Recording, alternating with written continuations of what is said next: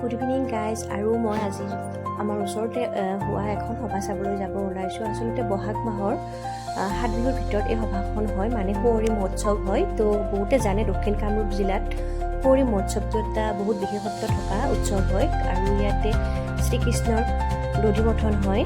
তো ইমানখিনি বিষয়ে মই নাজানো বাৰু, তো মই যিহেতু নতুন ইয়াতে তো ইমান নাজানো, কিন্তু ইয়াতে যি দুইবাৰ চালোঁ মই, ভাল লাগে বহুত। কিন্তু দিনৰ ভাগত আহিলে আকৌ ভাল লাগে, কিন্তু আমাৰ দিনত অহা নহ'ল, গধূলি আহিলোঁ। আৰু আমি আহি প্ৰথমতে কাৰ্যালয়ত এটা ভোগ দিলোঁ, ভোগ উচৰ্গা কৰিলোঁ। তাৰপিছত এইখিনি যে দেখিছে ইয়াতে মানে দধিমথন হয় শ্ৰীকৃষ্ণৰ, তাৰপিছত আমি গোটেইখিনি চোৱা নহ'ল আমাৰ। আৰু এইফালে আমি আহি অকণমান দোকান চালোঁ, তো ধুনীয়া ধুনীয়া দোকানবিলাক ওলাইছে ইয়াতে। জেলেপি দোকান হৈছে, মানুহ বহুখিনিয়ে হৈছে। আৰু যিহেতু ইয়াতে নাম প্ৰসংগ আছে, বিহু আছে, তুচি পাজাৰৰ নাম আছিলে, আমি অকণমান নাম চালোঁ। নাম চাই কিনে ধুনীয়াকৈ এটা কুৰ্তি খালোঁ।